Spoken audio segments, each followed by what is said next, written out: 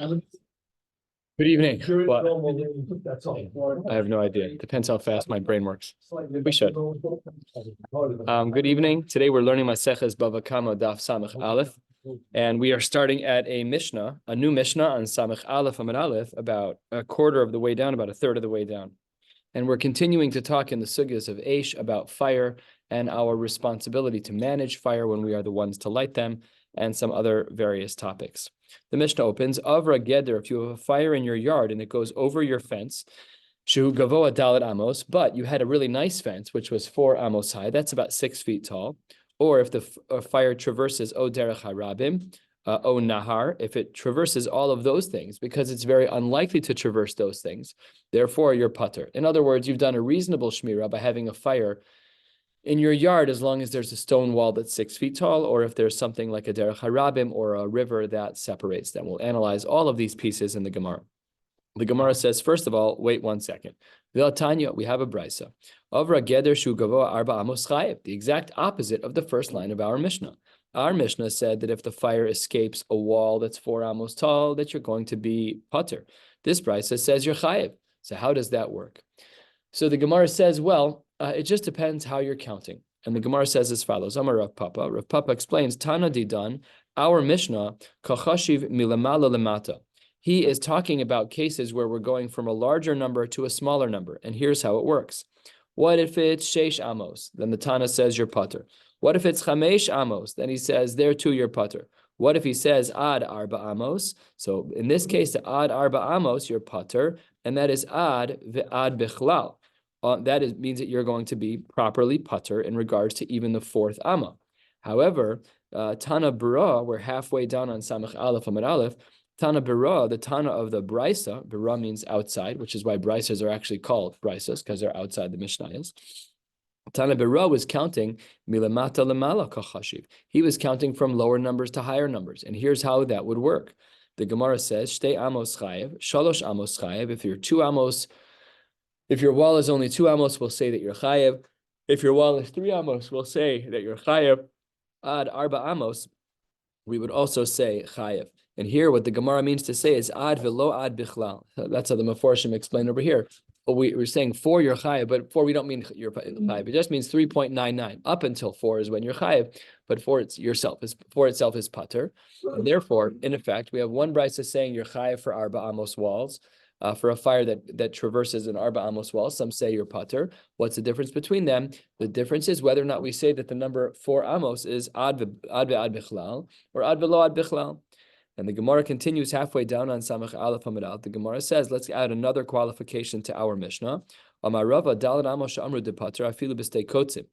we say that there's 4 amos of space from the ground to the top of your wall, that's even true if on the other side of that wall there are thorns. What it really means is very flammable types of wood, easily lit. And the brush that you could imagine that, you know those like in the movies when they have those like bales of things that blow in the wind, whatever they're called. Those things, what?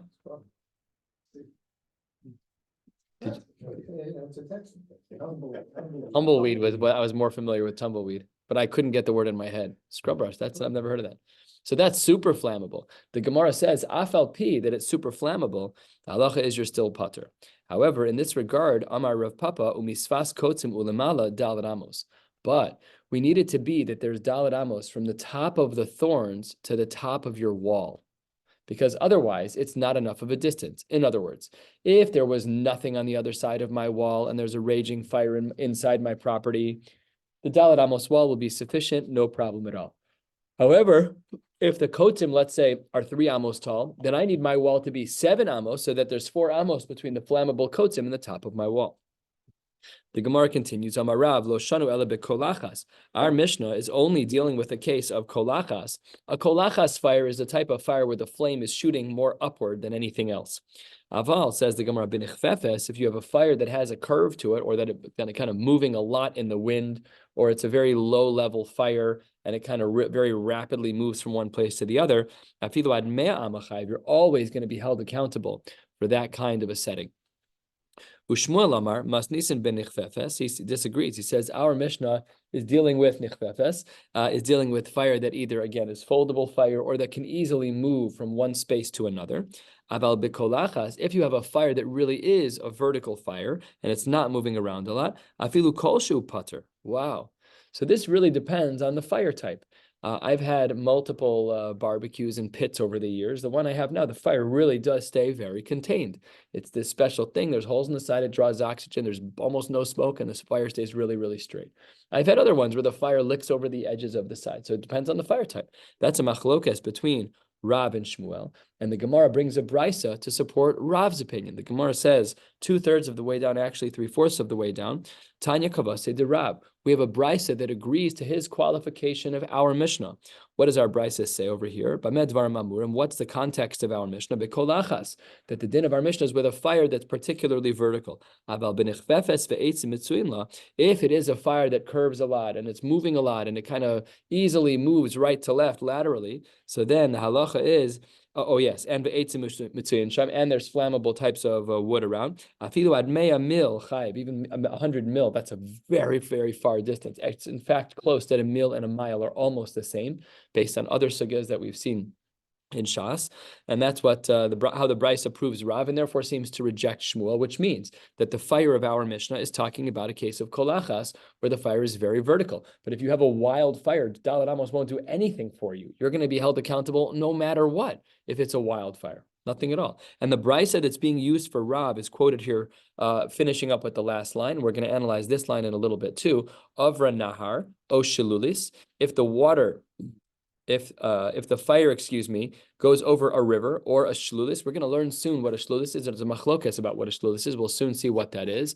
But if the fire traverses one of those two things, so then shehem rechavim ches amos, they have a natural width of 8 amos. So that means that the average river was 8 amos or 12 feet. The shlulis was as well. Then the halacha is that putter. Very interesting din. Again, only bekolachas, only with a fire that's walking straight up. Are we talking about the material the wall has to be made out of? We're under the assumption that the wall is made out of stone or something that doesn't burn, because otherwise it's no different than the wood. It has to be a non-flammable type of retainer wall. It's the difference between homes that have the internal frame being wood, like American homes, and other homes that are built out of cinder blocks on the inside. And those houses don't burn down. I mean, they have, the insides do, of course. Yeah, like all the living spaces, but the structure is still in good shape. All right, so the Gemara now it picks up on another part of our Mishnah. We had a unique din in our Mishnah that said that if a fire traverses derech rabim, that you're going to be pater. So let's analyze what derech rabim means. Says the Gemara, Man Tana, who's the author of our Mishnah who says this? Amar Rava, Rabbi Eliezer he. Ditnan, and there's a very weird footnote on the side that says we should say Ditanya. The reason why this is so weird is because this line of Rabbi Eliezer is literally found on the next page in a Mishnah. So it's kind of odd that anyone felt. I have the note here on the side in Hagos V'Tzionim. It says Svarim Acherim Ditanya, and then Ayin Maharshal she Hagilyon Ditanya Eino Iker Kidemuchach Betosvos Tibur Hamaskal Derech. So there is a bit of a machlokes here, but the pashtus of our Gemara, as we will soon see on the top of Samach Aleph Amud Beis, is that this shita is found in a Mishnah, not in a Brisa. And this Gemara continues, quoting this Mishnah. Who's the author of our Mishnah who speaks about Derech Rabim? It's Rabbi Eliezer. Omer Sheishes Amos Kederech Rishus HaRabim. This is a throwback to Maseches Shabbos about 3 years ago, approximately. Actually, almost exactly. There we spoke about a din about a Rishus HaRabim. There are special dinim that make a space, make an area into a Rishus HaRabim, and one of them is a din mefulash, that there's a road that cuts through the whole city. In a city like Chicago, we often think about a street like Western Avenue, which really does cut. It's a super long, over 100 miles. I think it's a very long, you told me this once, I think that. It's a very, very long street. And nevertheless, even if it's not called Western everywhere, but Western is at least 16 feet across. Certainly where we live, it's a 5-lane, four lane. Like 16 feet or 16 amos? 16 amos. It's 30 feet. What? It's 1.5. So 16 amos is 25 feet, 24 feet. 24. It's a machlokes what an amma is. It's between 24 and 32 feet. So almost all parts of Western in our neighborhood are at least 24 feet for sure. For sure, even more. What? Not so small. Yeah, the cars that park there consume a lot. They're 4 cars wide, yeah. That's about 20 feet probably, Lamaisa. I think it's more. The average street here? Well, I think so, because the average car is probably five Five. and a half feet wide, plus space between them. Yeah, I'd say the streets here. 20 plus. 24, 26, something like that. Well, I'm gonna take a tape measure out when I get home. Pace it up. I'll send a picture. Yes. No. That's another Dr. Karesh move, is just count your paces. Yeah. Well, I'm gonna use a tape measure. You don't have to count anything when you're. You have the laser. What? You're watching the recording. That's true too. Well, That's true too. my pace is 2.5 feet. Of course it is, Dr. Karesh. Of course it is. Do you ever see my father measuring with pinky to thumb? That's also a Kareshism that we Kareshes absorbed from my dad. 9¼ inches, pinky to thumb. Very, very helpful tool, by the way. Very helpful tool. Comes in very handy. Everybody go home. We're gonna use that tape measure. Yeah. That was the thing. Everybody go home and measure the span from the end of your pinky to the end of your thumb. It is a tremendously helpful piece of information of what your span is. Oh, you have an 8.5 by 11 piece of paper. You know, you can kind of ballpark already. Very helpful. I use it all the time. I needed it today because your mother sent me to buy a mirror. Oh my gosh. Vertical Dad, this mirror. is being recorded. Go ahead. She had one at home that was a little busted, so I didn't have a tape measure handy, so I measured it, went to the store and I found one exactly the same. But she didn't like it. So There are so few people like you. It's unbelievable. Not enough. Not enough people. Not nearly enough. Oh, no. So the Gemara then says that our Mishnah is like this Shita of Rabbi Eliezer, because when we spoke about this road that was Mefulash and Rishus Harabim, that road had to be 16 amos, which is a Rishus Harabim din. So that's why we know that our Mishnah is like Rabbi Eliezer. We also said in our Mishnah, oh Nahar, that if the fire traverses a Nahar, you're still putter. Rav Amar Nahar Mamish. Rav says it means an actual river. Just again, envision the Chicago River. If a fire jumps from one side to the other, that's very significant. Ushmuel Amar Arisa Didele. No, we're talking about an irrigation ditch. Not the same thing. We had this phraseology a little bit ago about an animal that falls into an irrigation ditch. We said that this was of a certain size. Fine. The Gemara then says, Manda Amar Nahar Mamish Afal Gav Dele Kamaya.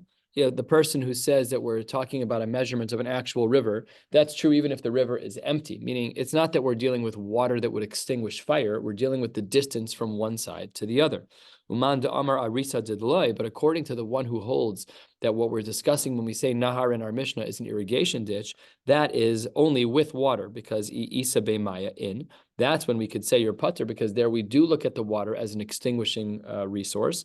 Masha'in Kain of Ales Be Maya, if in fact the irrigation ditch was empty, then you would not be putter in that case, because there's nothing to slow down the fire. It's not Hassam, we have a Mishnah. And this Mishnah will tie us back to our conversation from earlier. And this is a Mishnah from Maseches Peah in Perek Beis. The Gemara says, "Ve'elu mafsikin lepeah." The following things function as separators in fields to have two different requirements for Peah. Hanachal, a river, the hashlulis, which is the word that we really don't know what it is yet. V'derech hayachid, v'derech harabim. All of these things are considered to be mafsik. So if I own the Karesh family field at my home address, and there's a separator between the two, I have two separate chiyuvim of Peah for those two fields, even though they're all on my property. It doesn't matter because there's a separator.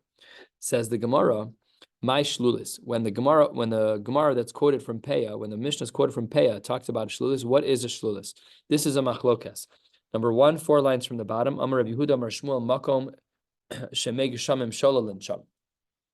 I think about this in Parkside Estates. There's like a huge field that dips down. So if there's an overflow of water, the homes don't flood. They made an overflow ditch. That's what this is talking about. Maybe the sholalin is considered an overflow ditch, and therefore, if something were to be there in the middle, then you'd be putter because there's supposed to be a big ditch there. Rav Bibi Amar Rav Yochanan, I said Amas Hamayim, it's like an aqueduct of some kind, shemechalekes shala le'agafeha, that separates the spoils to all of its branches. What does this mean? It's some type of irrigation system where there's a larger trunk, and then it siphons off. One goes off to the east, one goes off to the north, one goes off to the northwest, and then bechule, and it feeds out. That's what he said might be the case of putter. That is another possibility for shlulis. And the Gemara says, how does each person hold like the other? Man de amar makom shmei geshamim sholalin sham. According to the one who says that a shlulis, is an overflow canal, kol shekain amas hamayim. All the more so this would be true by an aqueduct that siphons things off in other directions. Mandamar amas hamayim, the one who says that we're talking about this aqueduct, that may be well be true, that's where you're patur.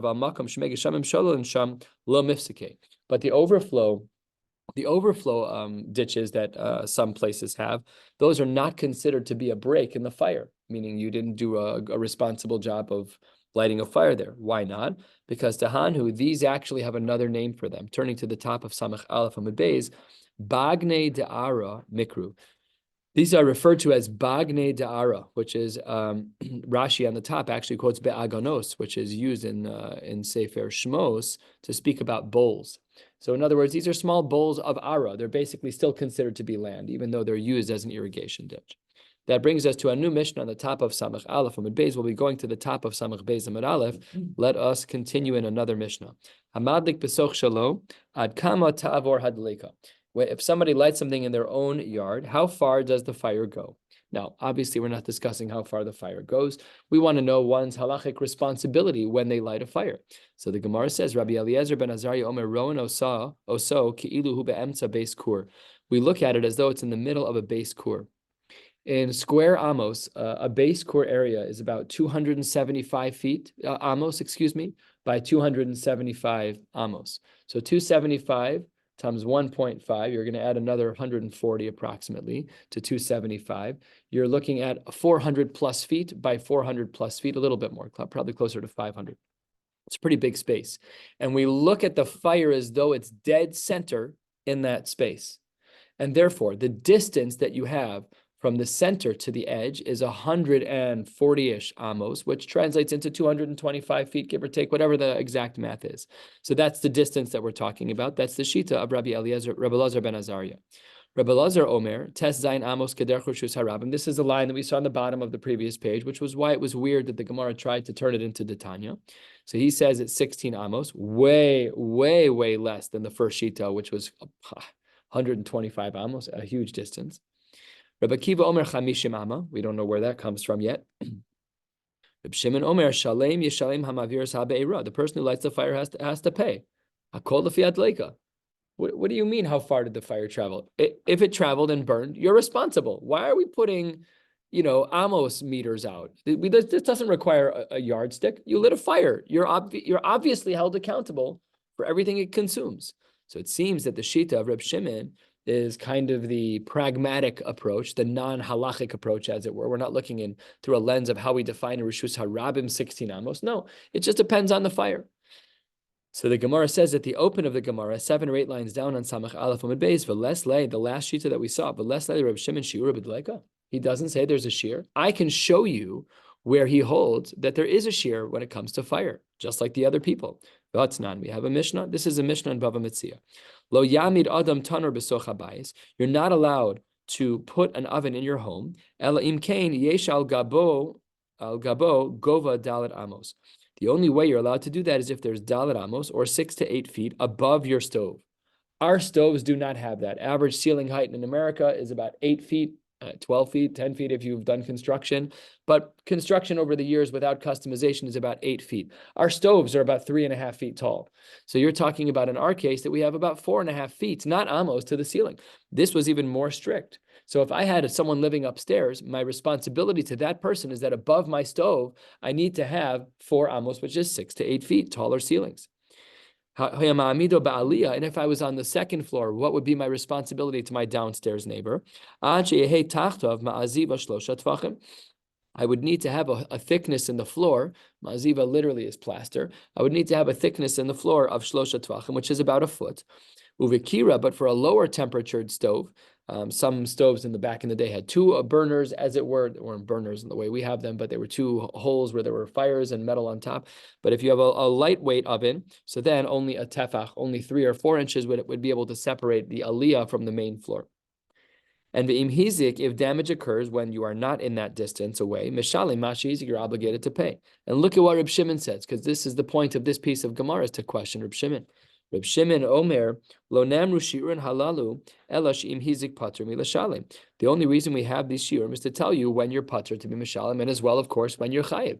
That means that Reb Shimon has a shiur in regards to fire. in our Mishnah, he seemed to say Hakol Lefi Adleika. And in this Brisa, or in this Mishnah, actually, in this Mishnah from Bava Metzia, it doesn't seem that he cares about any. In this Mishnah, it seems that he does care about a shiur because sometimes you're patur, sometimes you're chayiv. So the Gemara says, don't worry. Amar Rav Nachman, Amar Rabbi Baravu, Hakol Lefi Gova Hadleika. This all refers to the height of the fire. If the height of the fire is very low, then you have very little to worry about. We use regular shiur. If the height of the fire is very big, then I don't care how far away you are held accountable. Next part of this Gemara that will bring us to the next Mishnah. Amar Rav Yosef, Amar Rav Yehuda, Amar Shmuel halacha ki Reb Shimon. We actually paskin like Reb Shimon. That also means we paskin like the distinction in our Gemara that if you have a tiny fire, let's say I lit one match in my backyard, and there's really no wood, so then if it miraculously spreads, I'm not held accountable. But if it were to be a massive fire, then hakol lefi adleika. That brings us to the next Mishnah. If a person lit a gadish, which is a pile of grain, and inside there were kalim that were hidden, this is a machlokas we've seen many times throughout the Masechta. Famously, Rabbi Yehuda Shiter, Rabbi Yehuda Omer Meshalim Masha B'socho. That even though you don't know what was on the inside of that pile, the halacha is that you are still accountable to pay for what's inside. You only pay if it is a pile of chitin or a pile of seorin, a pile of wheat or barley. And then this is also a din we saw much earlier in the Masechta on Daf Chav Gimel. If you had a gedi that was close to the gadish, and the gedi was tied there, so the gedi couldn't escape. The eved samuch lo v'nisrafimo. And there was an eved that was standing there, not tied down, but he didn't run away and he got burnt. The halacha is chayiv. You're obligated to pay for the gedi. Why are you not obligated to pay for the eved? Because the eved should have run away. He's a fool. You weren't tied down. Walk away from the fire. Why are you standing there like a fool? Walk away. The gedi, on the other hand, he is held accountable. However, the Mishnah almost concludes, eved kafuslo. If the eved was tied next to the fire of the gadish, the gedi samuchlo, and the gedi was standing by, and the gedi could have run away. V'nisrafimon, the gedi gets hurt. Then pater on the gedi for another reason, which is kamle b'derabamine. Because with my fire, I did two halachic things. Number one, I killed an eved, and number two, I killed the gedi, but the gedi could have run away, and the eved couldn't. So I'm pater on the gedi because I'm chayiv on the murder of the eved because of kamle b'derabamine. And the Mishnah concludes halfway down on Samech Aleph Amud Beis. The Mishnah says, "Umodim chachamim the Rabbi Yehuda." The chachamim agree with Rabbi Yehuda that you're obligated. If I burn a pile in your backyard and your favorite baseball card was in that pile, the chachamim do agree in one case with Rabbi Yehuda that you're obligated to pay, and that is b'madlikes habira shu mishalim es kol ma'aseh besocha shekein derech b'nei adam lahaniach bebatim. That if you are lighting a fire directly to the gadish. I'm sorry, that's not correct. If you light the house on fire, then if you're an arson, you burn a house down, you do have to pay for all the contents. What's the difference between burning a house down that has stuff inside and a gadish that has stuff hidden inside? Says the Gemara, it's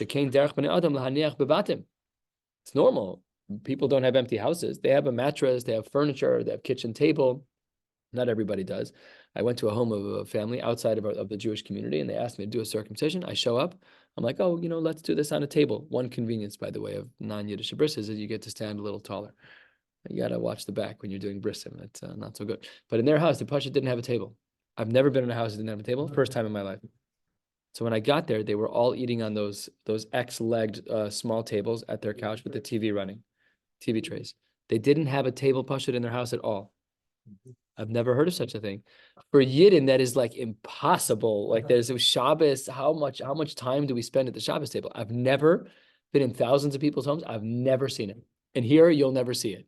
It was super weird. I don't know. It's very odd. They used to do like on Pesach, bringing the table. Yeah. That's why they did it. It was the Gemara Psachim. That's why it was because of Heseba. That was what he told me. Yeah, the Goy Shebashuk from Cuba. That was what he told me. I've just never. It's just Hafla Bafela. It was really It would never happen. You go into any. You have any company ever? It's weird. That's impressive. It's just I don't know what it is. I don't know. I didn't ask them about it. It was just the whole scenario was just odd. All right, that brings us to the next Mishnah. No, it doesn't. Brings us to a Gemara. That was the Mishnah. Amar Rav Kahana, machlokes. What is the machlokes of Rabbi Yehuda in our Mishnah and the Chachamim who argue about whether something that's inside, something that's tamun in a gadish, if you're obligated? What's the machlokes about? That's not where you light the gadish, but rather the machlokes is about b'madlik b'soch shalo v'halcha v'achla b'soch shel chavero. That's only if I start the fire in my field and then it traverses the wall and goes into your field, a wall that's lower than Dalet Amos, to weave our Mishnayos together. And then I burn your gadish like indirectly, and then I burn something inside your gadish that I didn't know about. Rabbi Yehuda mechayev anizke tamun be'esh v'rabbanan patre. That's where we have our machlokes in our Mishnah, where I light the fire in my yard, and it goes into your yard and burns down your gadish that has something in it. Aval. If I light your backyard and not mine, and in your backyard is your gadish with your expensive baseball card collection that you hid inside the gadish. Very important qualification of our Mishnah. That the only time we have a machlokes about whether or not you're chayiv on tamun be'esh, that is when the fire started in my yard and goes into your yard and ruins your gadish. Masha ein kain, if I start a fire in your backyard, everyone agrees that you're chayiv on masha besocha.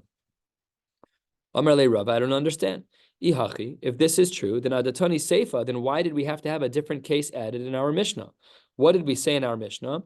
We had said, Modim chachamim leRabbi Yehuda b'madlikes habira shemashan kol masha besocha shekin terach b'nei adam lahaniach bebatim.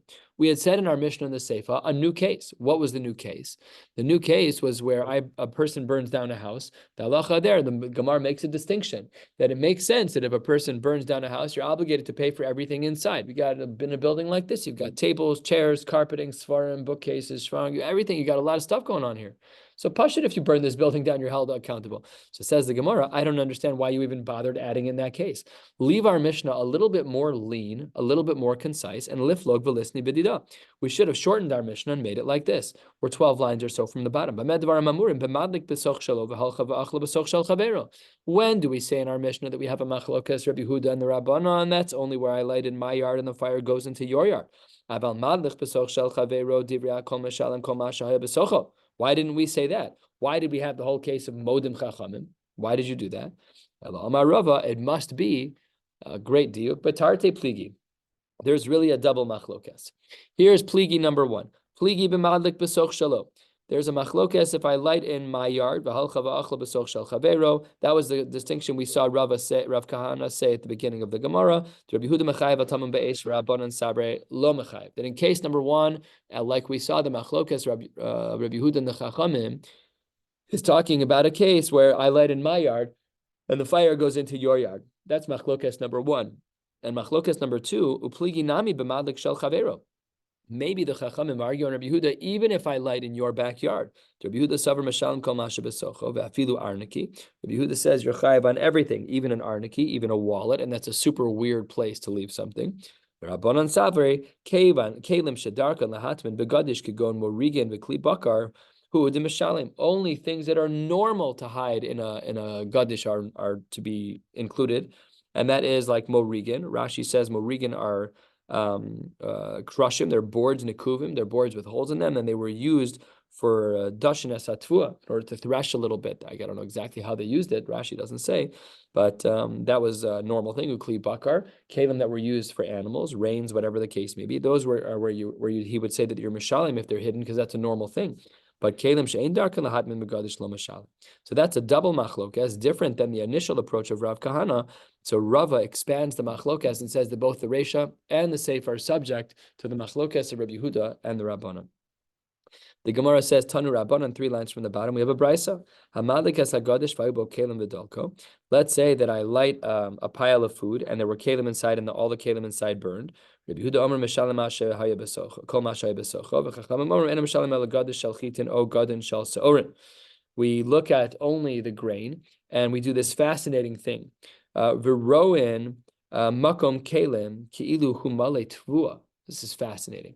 Let's say that I know things don't pile up this way, but let's say I had a pile of grain that was in a perfect cube shape of 1 foot by 1 foot by 1 foot. And in the center of that pile of grain, I had a baseball.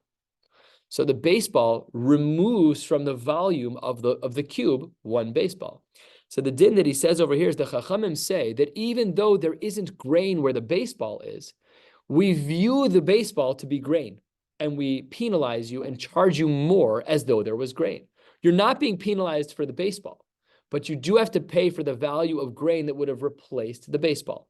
So instead of saying that it's one full cube minus the baseball, no, it's that cubic area, the volume, length times width times height of that thing. Even though there's something else in there, that's what I have to pay the person. That's the sheet of the Chachamim. And sometimes if you go to either side, the advantage. Why? Oh, depends on what burned. Yeah, your high cost, low cost. Yeah, absolutely. I mean, diamonds don't burn, but let's pick something that does. Let's say gold melts, right? Gold melts at a fairly low temperature. So that could easily get ruined and maybe dispersed in a way where you can't recollect it 100%. That's a big loss. A couple of grains for gold. That's literally the worst trade ever. Animal food for gold. What's that? Oh, I kind of agree with that. All right, top of Samach Beis Amud Aleph, we have about 10 lines to go. And the Gemara says, Bamed Dvarim Amurim, let's qualify this machlokes between Rabbi Yehuda and the Chachamim. That's true b'madlik besoch shalo v'halcha b'dalka besoch shel chavero. That's true if I light from my field and then it goes into your field. Avol, madlik besoch shel chavero, if I light in your field, mishalem kol ma shahaya besocho. There, everybody seems to agree.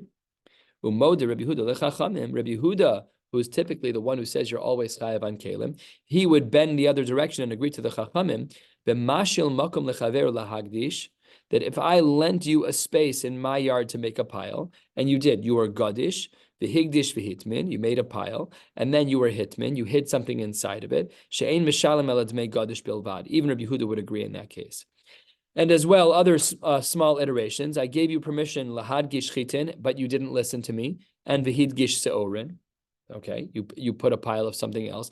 Or seorin, you had permission to put up seorin v'higdish chitin, and you put up chitin. Says the Gemara, both, or chitin, I gave you permission for chitin, and you put on the inside of the pile, you put chitin, and then v'chipan b'seorin, you covered it b'seorin. Or if you put a pile of seorin v'chifan bechitin, and you covered it in wheat, in all of these cases, in all of those cases, you would only pay the demei seorin. So as you can see, the basic machlokes between the shita of Rabbi Yehuda and the Rabbanon is that Rabbi Yehuda holds that Tamun Be'esh is typically chayev, the Rabbanon hold that Tamun Be'esh is typically pater, and based on the Brisas and our Mishnayos that we saw today, there are some exceptions to the rule, but that's a simplistic form of their machlokes. We'll stop right here, and tomorrow we'll pick up about 10 lines down on Samach Beis Amud Aleph with the words Amar Rava, wishing you all a beautiful night.